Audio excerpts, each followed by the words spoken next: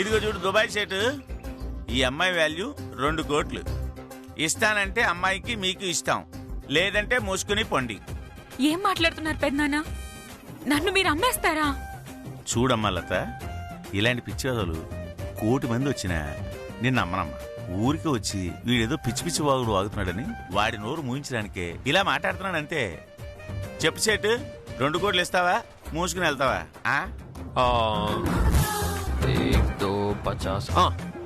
ఇది డీల్ కి నాది ఓకే చెప్తున్నా. కాకపోతే నాది ఒక 2 రోజులు గడువు అడుగుతున్నది. ఓకే, 2 రోజులు కాకపోతే 3 రోజులు టైం తీసుకో. బట్ 2 కోట్లు తీసుకుంటా, అప్పుడే ఈ అమ్మాయిని మీకు ఇస్తాం. Thank you. ఆదాబ్. వస్తాను బుల్బుల్.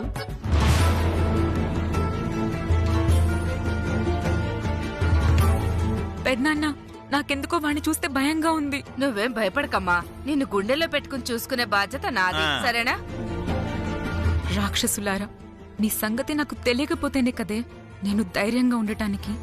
మీ గురించి చిట్టెమ్మక్క ఎప్పుడో చెప్పింది. ఈ దుబాయ్ సేటుగాడెవడు నా అదృష్టం కొద్దే వచ్చాడు. ఒక 2 రోజుల వరకు నేనిక్కడే ఉండొచ్చు. ఈ లోపు మా చిట్టెమ్మక్కొస్తుంది, మీ ఆట కట్టిస్తుంది. అది ఏంటి గుత్తి? ఆ షేట్ గడు ఎలాగూ 2 రోజులు టైం అడిగాడు కదా, అప్పటిదాకా రెస్ట్ తీసుకుందాం. అలాగే, లోపలికి వెళ్దాం. చావు.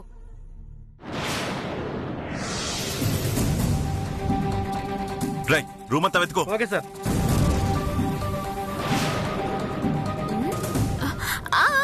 ఎతకండి ఎతకండి ఎతకండి, గది మొత్తం జాగ్రత్తగా ఎతకండి. మా బాబాయ్ కష్టపడి సంపాదించిన సొమ్ము ఎక్కడికి పోదు, ఇక్కడే ఎక్కడ ఉంటుంది. ఎతకండి. దొంగలు దోచుకుపోయారనుకుంటున్న సొమ్ము ఈ గదిలోనే ఉందని నీకెలా తెలుసమ్మా? వచ్చి బాబాయ్, నేనేటి కంగారులో నిజం చెప్పేశానా? నా ఉద్దేశం మా బాబాని పిన్ని చెప్పినట్టు ఇంటి దొంగలు ఎవరైనా కొట్టేస్తే ఇక్కడ దాచుంటారని అలా అన్నాను బాబాయ్. ఆ భవానీ వచ్చిన దగ్గర నుంచి చిట్టమ్మ ఏదో తేడాగా మాట్లాడుతుంది.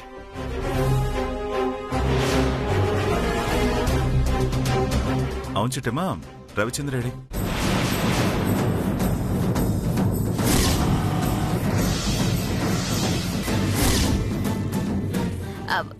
బాబాయ్ ఇంకో గదిలో ఎదుగుతున్నాడు బాబాయ్.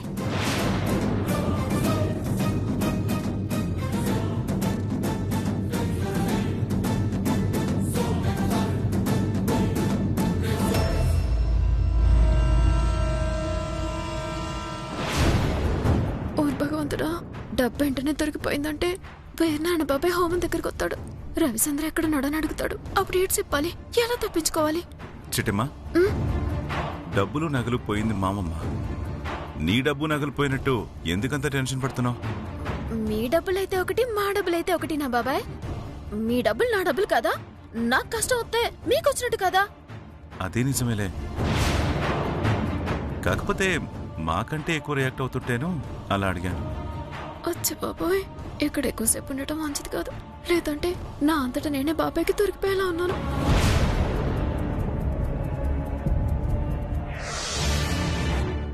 ఒరేయ్, అంత డబ్బు నగలు పాత బట్టల కింద ఎందుకుంటాయిరా? ఆ మంచం కిందో పరుపు కిందో వెతికి చావు. ఇదిగో బాబు. ఏంటి మేడం? ఆ పక్క షెల్ఫ్ లో ఉన్నాయిగా, అటు వెళ్ళి వెతుకు. ముందు ఇక్కడ ఎతికి తర్వాత అక్కడ ఎత్తుదా మేడం. ముందక్కడ వెతకవయ్యా, షెల్ఫ్ ఉంది కదా. సరే మేడం. వెళ్ళు. ఆగరా, ఇక్కడ వెతికాక అక్కడ వెతకొచ్చు, ముందు ఇక్కడ చూడు. అలాగే మేడం.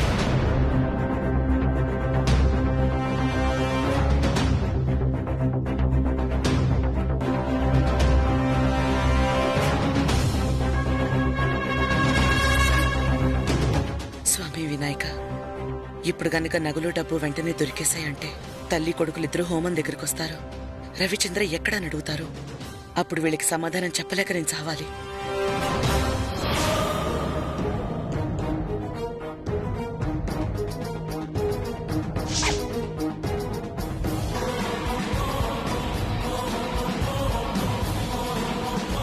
అమ్మగారు, డబ్బులు నగలు ఇక్కడే ఉన్నాయండి. దొరికాయా? నా డబ్బు నగలు దొరికాయా? ముందెంతున్నాయో లెక్క పెట్టరా? అవునవును, ఆ కొట్టేసిన వాళ్ళు సగం డబ్బు ఇక్కడ పెట్టి మిగతా డబ్బులు ఎత్తుకెళ్ళిపోయి ఉండొచ్చు కదా. ఎందుకైనా మంచిది నోటికి నోటు లెక్క పెట్టండి. ఇదేంటి మాకంటే దీని యాక్షన్ ఎక్కువైపోయింది.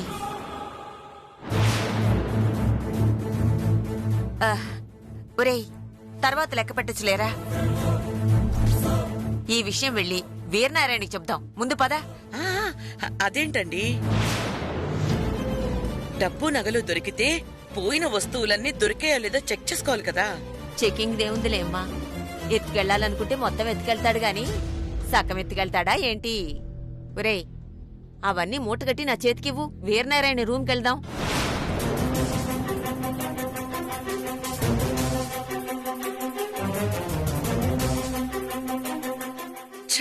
అనుకున్నదంతా అయ్యింది.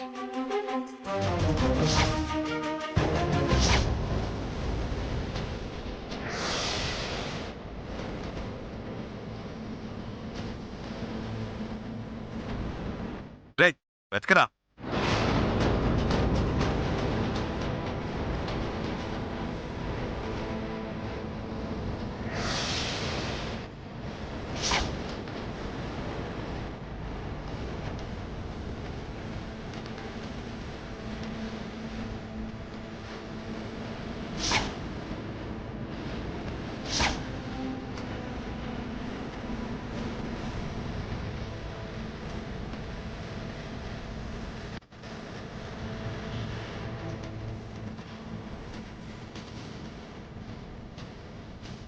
అచ్చా బాబాయ్, బాబాయ్ కనిపెట్టేసినట్టున్నాడు.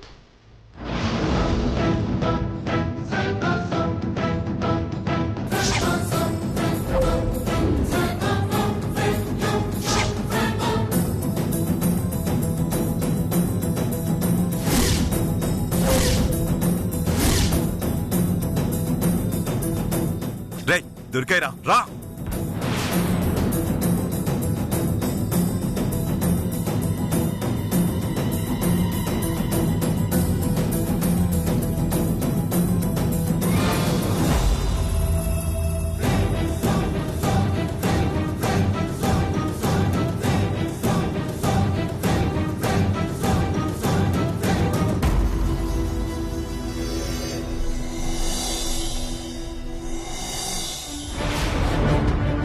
వీరనారాయణ, డబ్బు దొరికిందిరా. అలాగా, ఈ రూమ్ లో కూడా పోయిన డబ్బులు దొరికాయమ్మా.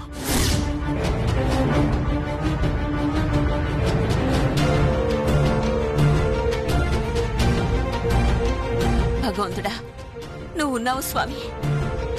అందుకే మా ఇంట్లో దొంగలు పడ్డా ఒక్క రూపాయి కూడా పోకుండా కాపాడేవు. లేదమ్మా, ఇదంతా చూశాక జరిగింది దొంగతనం కాదేమో అనిపిస్తుంది. దొంగతనం కాదా? మరైతే బీరువా తాళాలు ఎందుకు తీసినట్టు? డబ్బులన్నీ తీసి పరుపు కింద ఎందుకు దాచినట్టు? ఎవరో మనల్ని తప్పుడుదోవ పట్టించడానికి ఇదంతా చేస్తున్నారనిపిస్తోందమ్మా. అచ్చా బాబోయ్, ఇదంతా చేసింది మా బాబాని పిన్నని బాబాయ్ కనిపెట్టేస్తాడా ఏంటి? కొంపతీసి ఇక్కడ సీసీ కెమెరాలు గానీ లేవు కదా.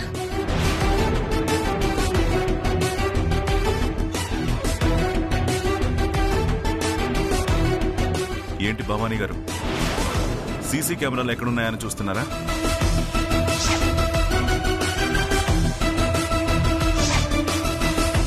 నువ్వు అసాధ్యుడివి వీరనారాయణ. నా చూపుని బట్టి నా మనసులో ఏముందో తెలుసుకున్నావా? అవునండి, సీసీ కెమెరాలు ఉన్నట్టయితే ఇదంతా చేసింది ఎవరో తెలిసిపోతుంది కదా. కరెక్టేలండి, సీసీ కెమెరాలు లేవు కాబట్టి బతికిపోయారు. లేదంటే అదే సీసీ కెమెరాల్లో వాళ్ళ చావు కూడా రికార్డ్ అయి ఉండేది.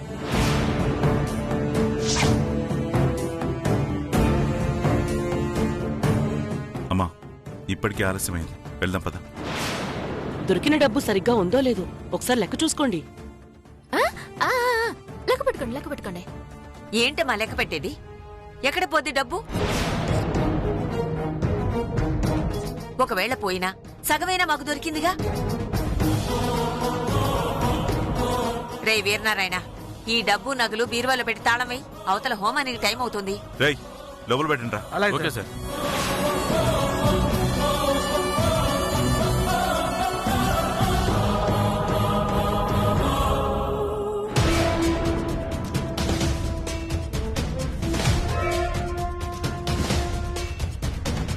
పిన్ని చూసాగా ఇప్పుడు మన పరిస్థితి ఏంటి? రవిచంద్ర వచ్చేసాడా? లేదు పిన్ని, రాలేదు. సర్లే, ఒకసారి ఫోన్ చేయి. అలాగే. పద.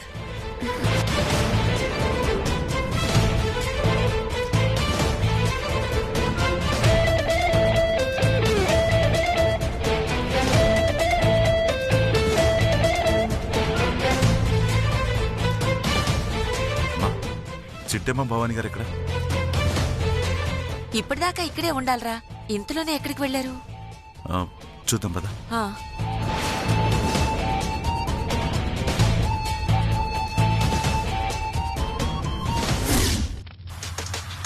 ఫోన్ చేయి.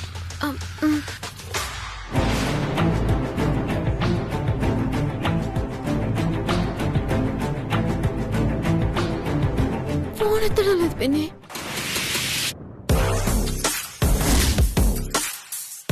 ఏంటమ్మా చిట్టమ్మా, ఇంకా పూజ మొదలవలేదా? లేదత్తా. అదేంటి, నేనింకా ఈ పాటికి పూజ మొదలయ్యుంటుంది అనుకున్నానే. ఇంట్లో దొంగలు పడ్డారండి, అందుకే కాస్త ఆలస్యం అయింది. ఏంటి, వీరనారాయణ గారింట్లో దొంగలు పడ్డారా? అవును కాంతమ్మ, మా ఇంటి వైపు దొంగలు తొంగి చూడ్డానికే భయపడతారు. అలాంటిది మా ఇంటికి కన్నం పెట్టారు.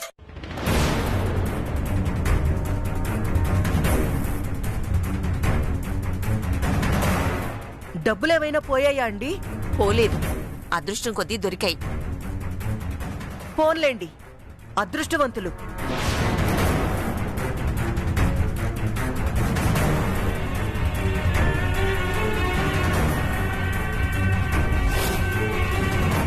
అమ్మ చిట్టమ్మ, రవిచంద్ర ఎక్కడమ్మా?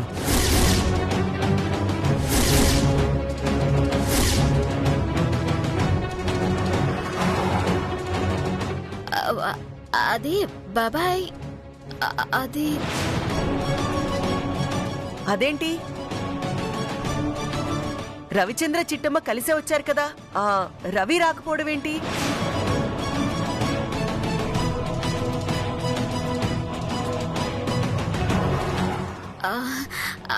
అదయా, అది. మాట్లాడమ్మా, రవిచంద్ర ఎక్కడికి వెళ్ళాడు?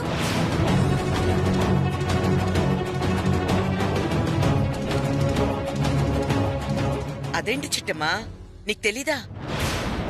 రవిచంద్రకి ఫోన్ వస్తే ఇక్కడ నెట్వర్క్ ప్రాబ్లంగా ఉందని మాట్లాడడానికి బయటికెళ్ళాడు కదా.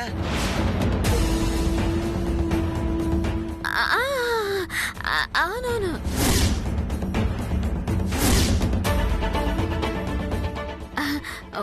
ఫోన్ మాట్లాడడానికి బయటికి వెళ్ళాడు కదా.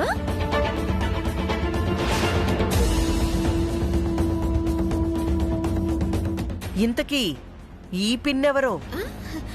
మా దూరపు చుట్టం, విశాఖపట్నంలో ఉంటారు. నన్ను చూడటానికి వచ్చారు.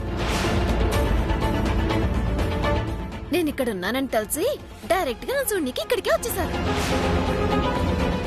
ఓహో, దూరపు చుట్టమా? అవును, చిట్టమ్మకి బాగా కావాల్సిందాన్ని. మీ పేరు కాంతమ్మ కదూ? మీకెలా తెలుసు? చిట్టమ్మ అత్త అనిందంటే మీరు కాంతమ్మనే కదా అర్థం. కరెక్టేలేండి. అదృష్టం కొద్దీ నేను దీనికి అత్తని, దురదృష్టం కొద్దీ ఇది నా కోడలు.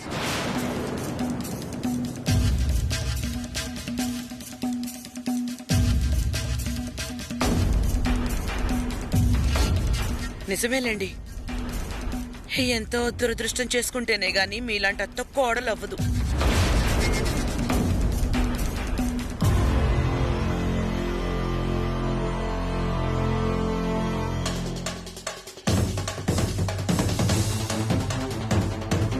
సరే సరే, ఇవన్నీ తర్వాత.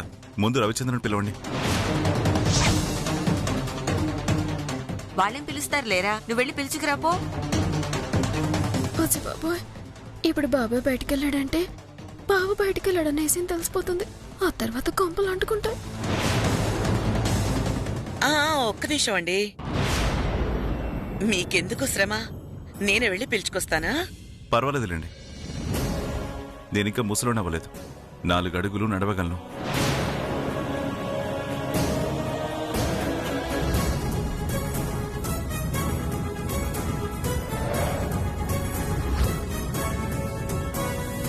సారీ, లేట్ అయింది.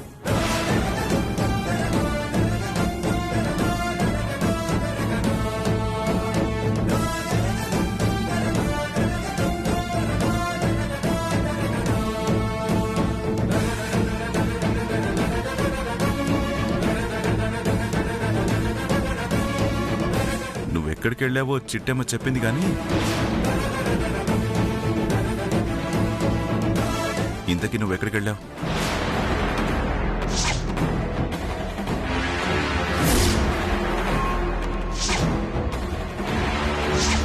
తను చెప్పింది అంటున్నారుగా, మళ్ళీ అడగడం ఎందుకు? నీ నోటితో తెలుసుకుందామని.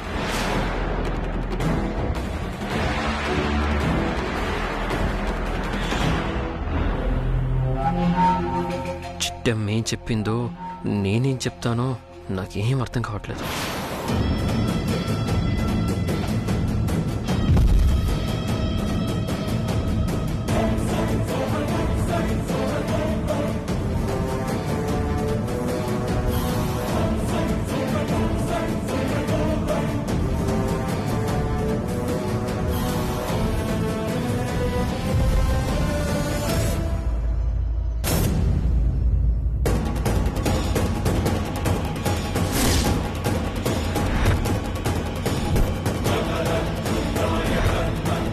అడుగుతుంటే మాట్లాడమంటారు చంద్ర.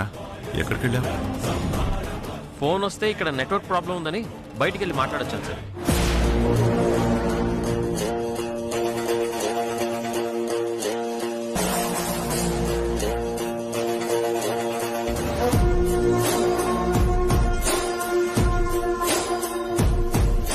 సరే సరే, ఇప్పటికే చాలా ఆలస్యమైంది. హోమం పూర్తి చేద్దాం.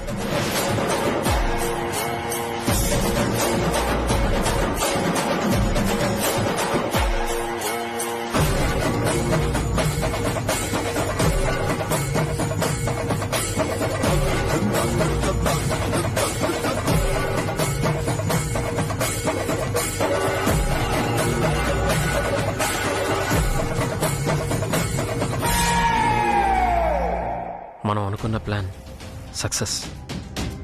అంటే లత అసలు దుబాయ్ వెళ్ళనట్టేగా? వెళ్ళనివ్వలేదు.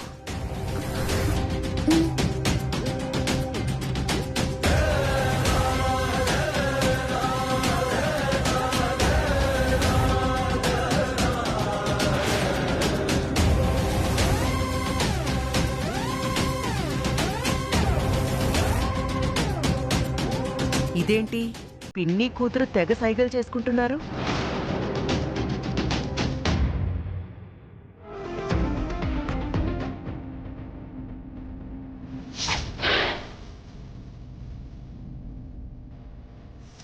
ఒసే కోట్లమ్మా, బావ విషవెక్కి చచ్చిపోతే స్వర్గానికి పోతారంటారే. ఇట్లా చనం భయంతో చచ్చే కంటే ఒక్కసారి కరిపించుకొని చచ్చిపోతే పేడ వదిలిపోద్దే.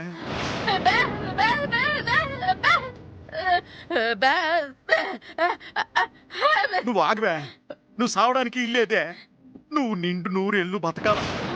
సిట్టమ్మకు పుట్టే బిడ్డల్ని నువ్వే పెంచాలా. నేనే చచ్చిపోతాను.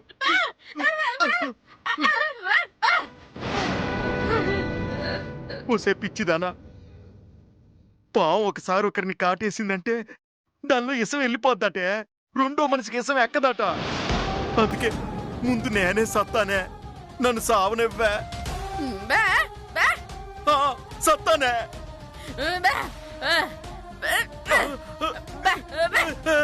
ఏటే కళ్ళద్దాలు తీసేసినావేటే? ఓసే, చివరికి నువ్వు కూడా నన్ను మోసం చేస్తావటే. నాకేటి కనిపించట్లేదే. కళ్ళజోడి ఇవే.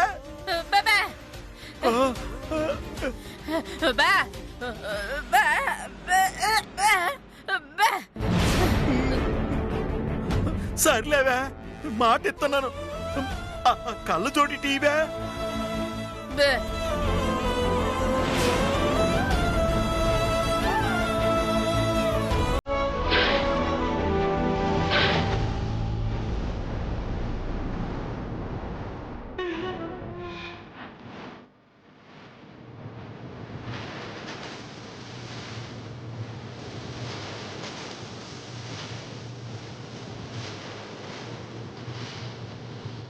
ఓహో, చిట్టెమ్మ సైగ చేయగానే భవానీ అవుట్ ఇచ్చిందంటే ఇక్కడ ఏదో జరుగుతుంది. అదేంటో నేను తెలుసుకోవాలి.